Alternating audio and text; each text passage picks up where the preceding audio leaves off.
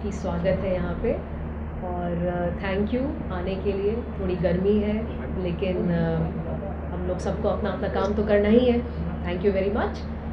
मेरा नाम अनुकृति है, मैं जन स्वराज की कार्यकर्ता और प्रवक्ता भी हूँ। मेरे साथ उबैदुर रहमान सर हैं। सर हमारे जन स्वराज पार्टी के मेंबर और ओवरसीज़ के भी जो कार्डर्स वगैरह हैं उनको संभालते हैं। उससे ज़्यादा इनका एक और इंट्रोडक्शन है, ये एजुकेशन लाइन में है और रहमान 30 का आप सब ने नाम सुना होगा, उसके सर करता धरता है।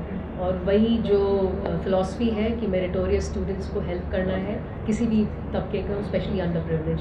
और हमारे साथ विवेक है, विवेक जन स्वराज पार्टी के प्रवक्ता और काफ़ी ज़्यादा एक्टिव कार्यकर्ता है सब लोग। तो शुरू करते हैं। हमारा टॉपिक है आज, अगर जन स्वराज की सरकार आई तो शिक्षा व्यवस्था कैसी होगी। तो इस पे सबसे पहले तो मैं आपको ये बताऊं कि आज सुबह सुबह जब मैंने अखबार खोला हिंदुस्तान, तो उसमें लिखा था कि 2700 करोड़ खर्चा होने वाला है नीतीश जी की सरकार द्वारा स्कूलों के जीर्णोद्धार के लिए।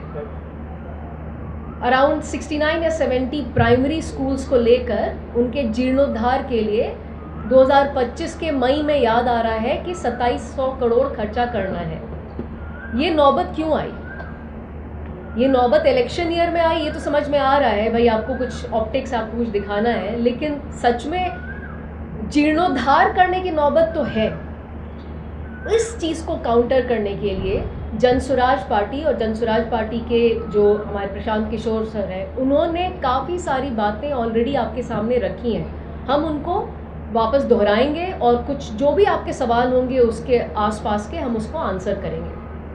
तो अगर भगवान की दया से इंशाल्लाह अगर जन स्वराज की सरकार आती है तो शिक्षा प्रणाली कैसी होगी, शिक्षा व्यवस्था कैसी होगी, इसका एक बेसिक आंसर ये है कि बहुत सिस्टमैटिक होगी। नाम के वास्ते कि गांव-गांव में स्कूल बना दिए जाएं, गांव-गांव में भवन क्रिएट कर दिए जाएं, वो सिस्टम फॉलो नहीं होगा, क्योंकि उस सिस्टम में भ्रष्टाचार हो रहा है ज़्यादा।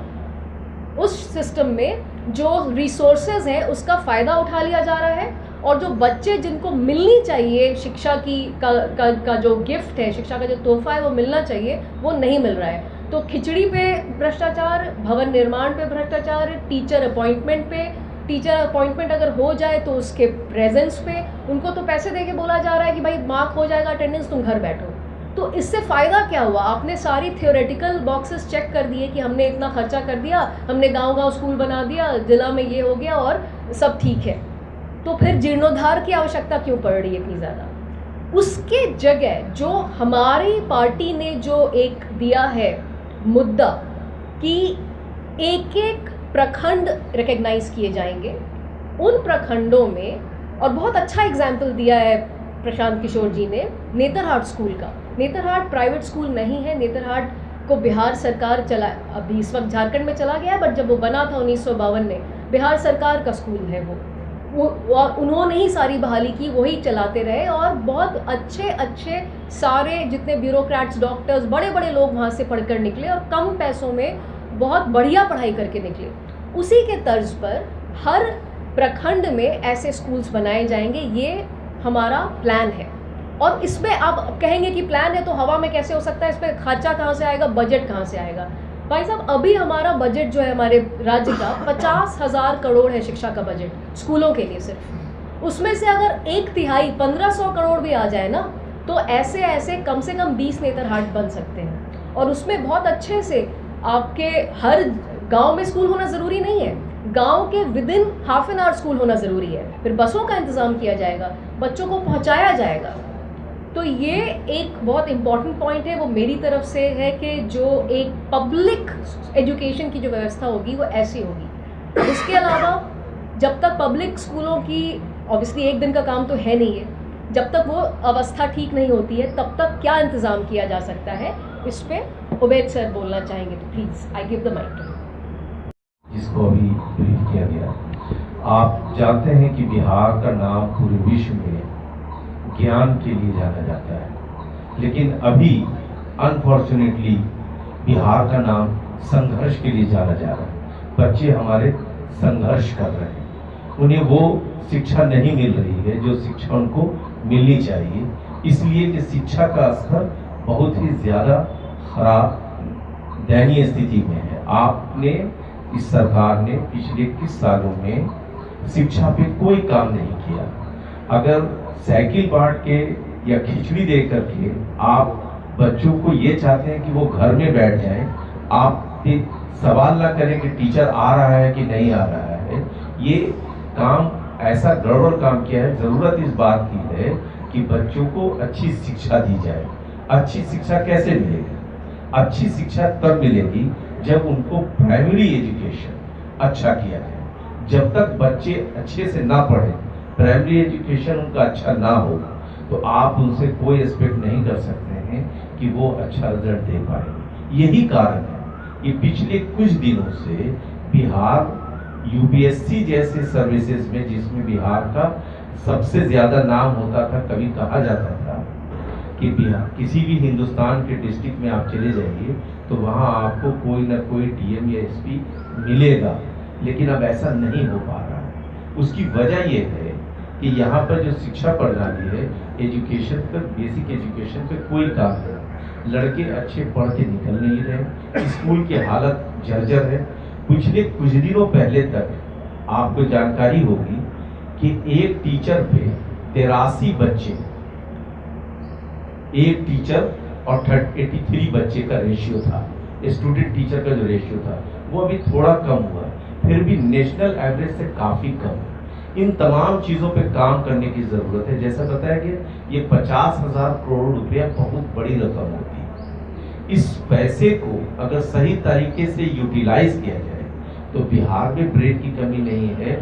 अच्छे स्कूल्स देने से हमें इस गांव के अंदर नेतरहाट का जो मॉडल था, जो बताया गया, नेतरहाट के मॉडल को हम लोग रिप्लिकेट करेंगे। और ये नहीं कि सिर्फ एक बार बना के छोड़ देंगे, हर साल बनाएंगे। जैसे अगर अभी आप कहें कि हमें टीचर्स और स्टूडेंट टीचर का रेशियो कम हो गया इसलिए कि अभी सरकार ने कुछ वैकेंसीज निकाल दी है, लेकिन ये वैकेंसी अगर हर साल की जाएगी तब ठीक है, वरना अगले 5 साल के बाद तो फिर रेशियो ऐसे ही बढ़ जाएगा। तो ये ज़रूरत, हम लोग ये बात नहीं कह रहे हैं कि हम नेतरहाट जैसे स्कूल हर साल ऐसे स्कूल बना के देंगे, हर प्रखंड में बनाएंगे, कई स्कूल बनाएंगे, ये बातें हो रही हैं। जिसके लिए सबसे ज़्यादा, फिर से हमको लेंगे कि जो प्राइमरी एजुकेशन है, इस पर फोकस करने के लिए ज़्यादा से ज़्यादा, अभी आपको पता है कि सरकार ने नए स्कूल खोले या बिल्कुल नहीं खोले। ये नेतरहाट जैसा स्कूल क्यों बंद हो गया? सरकार की क्या मंशा थी? क्यों बंद कर करके लोगों को, बच्चों को यहाँ वहाँ भेजे? और इसका ताल्लुक, पूरा एजुकेशन का ताल्लुक इकोनॉमी से भी है, क्योंकि नहीं अच्छी उच्च शिक्षा होने की वजह से, अच्छी शिक्षा प्रणाली नहीं होने की वजह से गांव के लोग मजबूर हैं पटना और दूसरे शहरों में जाके बसने के लिए, ताकि वो अपने बच्चों को अच्छी शिक्षा दे सके। इसलिए कि गांव में तो शिक्षा नदारत है, जीरो है। तो वो पैसा जो अपने गांव में खर्च करता वो आकर के उनको बड़े शहरों में किसी तरीके से, जो बड़े मकानों में रह रहे थे, 1 या 2 कमरे के मकान में यहाँ आके रहने के लिए मजबूर है। उनके सारे पैसे यहाँ पर प्राइवेट स्कूल्स में लग रहे हैं, जबकि ज़रूरत इस बात की है, कोई स्टेट तभी ग्रो कर सकता है जब वहाँ के सरकारी विद्यालय अच्छे। पहले सरकारी विद्यालय से ही बच्चे निकलते थे, अच्छे बच्चे साइंस कॉलेज में सरकारी विद्यालय से आते थे। अब साइंस कॉलेज में सरकारी विद्यालय के बच्चे नहीं आ पाते। क्यों नहीं आ पाते? इसलिए नहीं आ पाते हैं कि हमारी व्यवस्था वैसी नहीं है, हम मजबूर हैं प्राइवेट स्कूल से पढ़ने के लिए। तो क्या सरकार ये चाहती है? सरकार प्राइवेट सेक्टर्स के साथ कुछ इनकी डील है जिसकी वजह से वो ऐसा काम कर रहे हैं कि प्राइवेट स्कूल ही आगे बढ़े? क्या प्राइवेट स्कूल में पैसे देने के लिए सारे यहाँ की जो गार्जियन है, जो जनता है, वो सक्षम है? बिल्कुल नहीं है। इन सारी चीज़ों को जन स्वराज पार्टी ने डिसाइड किया है कि जब वो आएगी तो बिहार का नाम, जो शिक्षा की वजह से पूरे विश्व में लिया जाता था, भारत में ही नहीं पूरे विश्व में, उसको वापस लाए। और उसके लिए हर मंडल, अनुमंडल, प्रखंड में अच्छी शिक्षा व्यवस्था की जाएगी। इसके बारे में आपको ब्रीफ से बताया गया, अगर आप क्वेश्चन करेंगे तो और चीज़ें बताई जाएगी। तो ये हम लोगों का मेन फोकस जो है वो ये सिर्फ यही नहीं। देखिए, यहाँ पर एजुकेशन की बहुत सारी कमी है। हमने आपसे पहले कहा कि हमें यहाँ पर क्या हो रहा है, संघर्ष कर रहा है बच्चा। क्यों संघर्ष कर रहा है? दूसरे स्टेट में तमिलनाडु में 3000 नीट के बच्चों का एडमिशन होता है, 3000 सीट है, कहीं 5000 सीट है, गुजरात में 3000 से ज्यादा है, हमारे यहाँ 2800 सीट है।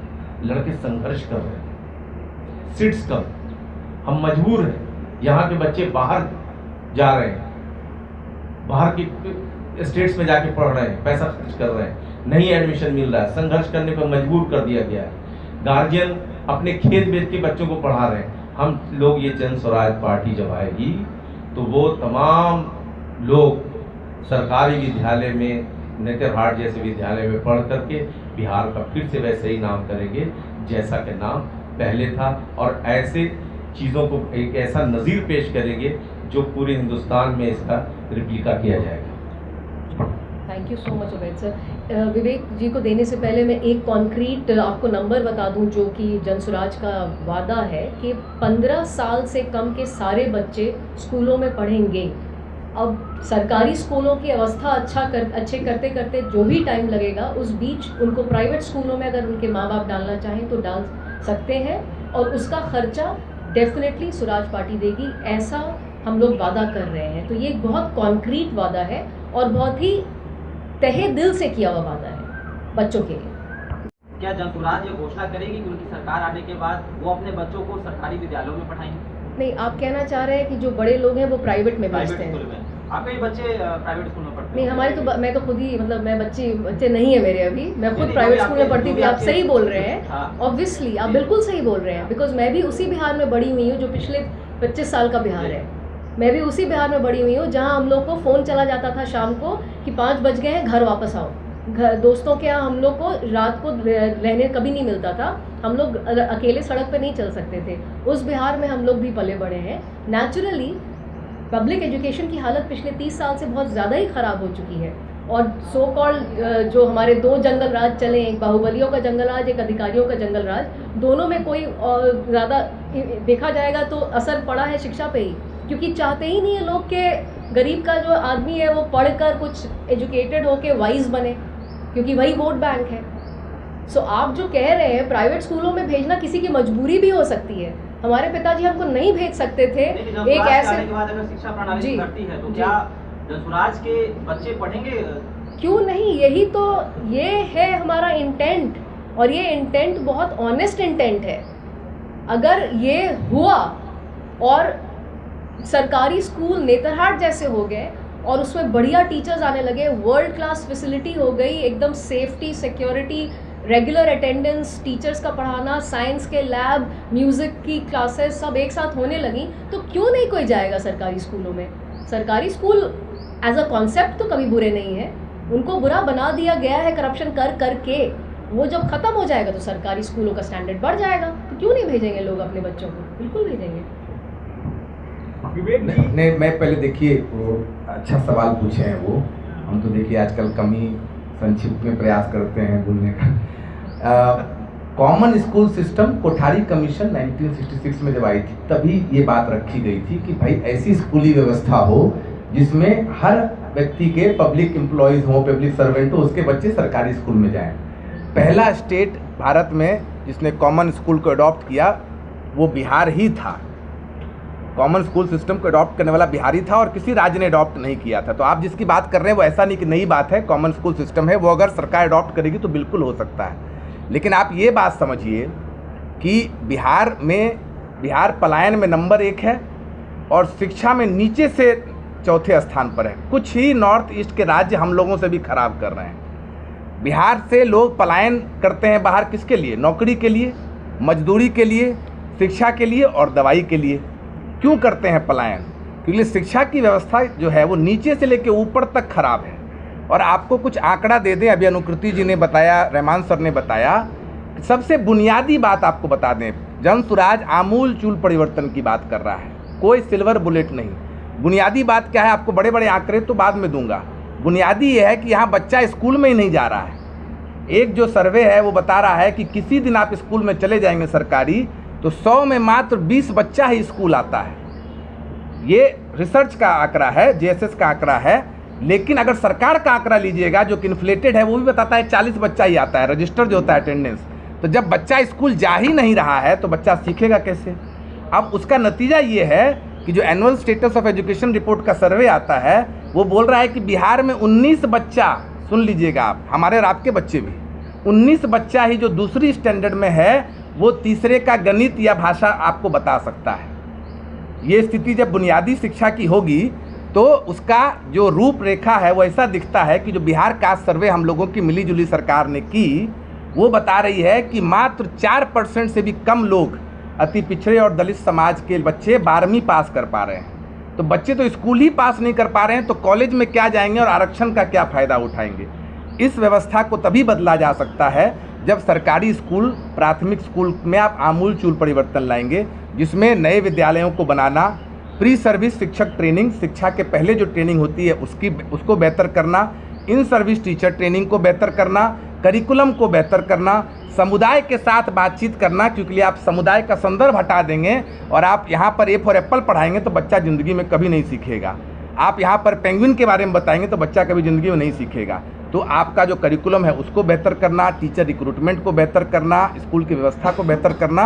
और इसीलिए जनसुराज जब आएगा तो सबसे पहला काम करेगा कि अभी पूरे बिहार में मात्र 52 केंद्रीय विद्यालय हैं, 554 प्रखंड हैं और मात्र 39 नवोदय विद्यालय हैं। तो कहाँ जाएगा गरीब का बच्चा? हम में और आप में से कई लोग अगर बेहतर शिक्षा मिली होती तो और बेहतर कर रहे होते। हम और आप दोनों इसी शिक्षा व्यवस्था के मार हैं, आप नहीं, हम तो डेफिनेटली हैं। तो इसीलिए जनसुराज आएगा तो जैसा कि अनुकृति जी ने कहा कि पहले साल में ही व्यवस्था को आमूल चूल परिवर्तन करने में समय लगेगा।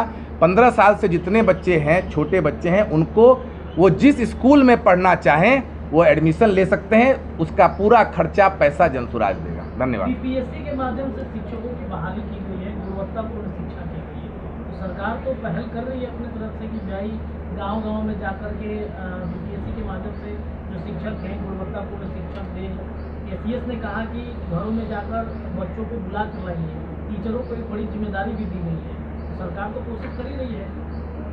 बीपीएससी के माध्यम से जो सरकार ने प्रयास किया है उसमें कितनी धांधली हुई है आपसे हमसे तो पड़े है नहीं। सरकार के खुद आंकड़े के कारण 26,000 टीचरों का फिर से चयन होना जाना था कि उसमें उसका क्या रिपोर्ट है पता ही नहीं है। तो बीपीएससी करा ले कि बिहार सरकार खुद कर ले। जब सिस्टम ही करप्ट है तो उसमें आप किस तरह के टीचर को लाइएगा जब सही टीचर ही नहीं आएगा। और नीतीश जी ने तो टीचर रिक्रूटमेंट को इतना डिसेंट्रलाइज कर दिया कि किसी आदमी को कुछ नहीं हो रहा है तो शिक्षक बन जा रहा है जाकर। तो जब शिक्षक की व्यवस्था इतनी पूरी भ्रष्ट है तो उसमें बीपीएससी ले कि कोई और व्यवस्था ले, उसमें कोई सुधार होने वाली नहीं। का बजट है बिहार का, उसका करीब 80% जो है वो शिक्षकों के वेतन और उनके ट्रेनिंग में खर्च हो जाएगा। 20% में जब आपकी सरकार आएगी तो कुछ हजार करोड़ बढ़ेंगे उस समय। तो कितना आप इंफ्रास्ट्रक्चर तैयार कर लीजिएगा। उसके बाद आप एक और लोड अपने ऊपर ले रहे हैं कि जिस भी विद्यालय में पढ़ना चाहे बच्चे पढ़ें, उसका खर्चा जो है जनसुराज की सरकार उठाएगी। कहाँ से ये पैसा आएगा ये भी थोड़ा देखिए। इस बात को एक बार नहीं कई बार प्रशांत जी ने कहा है, हम लोग बैठकर इस पर विस्तृत जानकारी भी लिए और बताए भी हैं। 10 साल में बिहार की शिक्षा व्यवस्था को ठीक करने के लिए लगेंगे 5 लाख करोड़। ऐसे हवा में ये ठीक नहीं होगा। और हर साल हर प्रखंड में ऐसे विद्यालय बनाए जाए जैसे जबोर नवोदय विद्यालय है, नेत्राहाट बनाए जाए, उसका खर्चा आएगा 15,000 करोड़। इस पूरी व्यवस्था को ठीक करने में 5 से 6 साल लगेंगे। बिहार को नंबर 1 लाने में कि भारत से नहीं स्वीडन और फिनलैंड से लोग आए यहाँ देखने के लिए, उसमें समय लगेगा।